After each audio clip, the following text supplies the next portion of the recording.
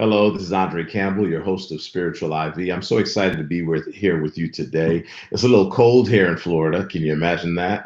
I know it's probably nice and chilly in other places. But today I just want to stop by and talk with you for a few moments about ways in which we can glorify God. Matter of fact, the title I chose today was For His Glory. This is a story that's told in the book of Numbers, chapter 20, verses 10 through 13. I know my executive producer, Stan, is here, and I'm going to read that for you. Numbers chapter 20, verses 10 through 13. It reads, "And Moses and Aaron gathered the congregation together before the rock. And he said unto them, Hear now, ye rebels, must we fetch you water out of this rock?" Verse 11, he says, "And Moses lifted up his hand, and with his rod he smote the rock twice, and the water came out abundantly, and the congregation drank, and their beasts also." And verse 12 says, "And the Lord spake unto Moses and Aaron, and said, Because ye believed me not, to sanctify me in the eyes of the children of Israel, therefore ye shall not bring this congregation into the land which I have given them."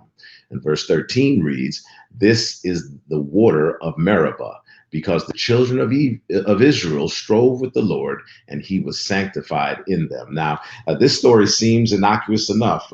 Moses strikes a rock, water comes out. God is disappointed in him, and there's some horrible things that happen as a result of that later on. Moses didn't get to lead them into the promised land. However, part of the issue here is that we don't see actually took place earlier in Exodus chapter 17, verse 6. That story surrounding that was God. At that time, God told Moses to strike the rock. And the people were complaining they didn't have water. Did you bring us out here to die? And so God said, strike the rock, water will come forth.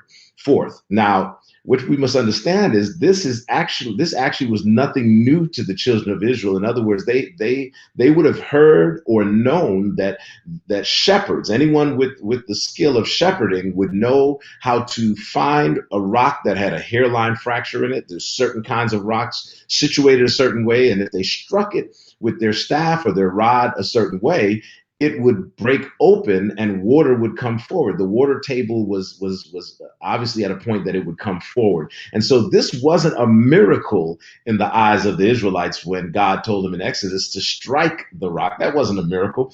It was in their eyes, hey, he's a good shepherd. He knows his stuff. But this time later on in Numbers 20, when the people are murmuring again and complaining again, why'd you bring us out of Egypt just to die of thirst? Our animals have nothing to drink. Our children, we have nothing to drink. And so this time God said, Moses, what I want you to do there in Numbers 20, he says, Moses, I want you to speak to the rock. I want you to speak to the rock. And Moses went before the people and he's listening to them complain, and he's caught up in that, and he's not thinking about it. He's upset. And so instead of speaking to the rock, he strikes the rock twice, just like he did back in Exodus 17. And the water came forward. The people got their water. But God was displeased. Why? Because this was an opportunity for God's glory to shine through. This would have been viewed as a miracle. And the people, just like when Moses laid his rod into the Red Sea and it parted, this was an opportunity for God to be glorified. But Moses got upset with the people and didn't hold up to what God asked him to do. I wonder if some of us are doing that in our own lives. And if we really look at our lives, we may see times where we could have done something to the glory of God, or we could have been patient and let God do what he was going to do. We could have been faithful. We could have been kind. I'm always talking about that in our Christian walk, focusing on these sorts of things, this heavy work of kindness and patience and long suffering. There are times where if we were just patient and waited on the Lord and allowed God to do what he did, we did our part.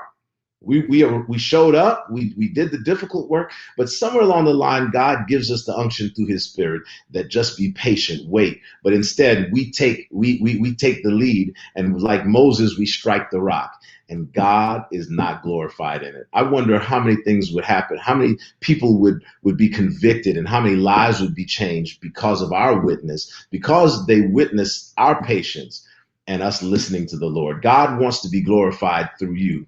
He wants to do something miraculous through you. The first time he might have told you, go ahead, do what you do.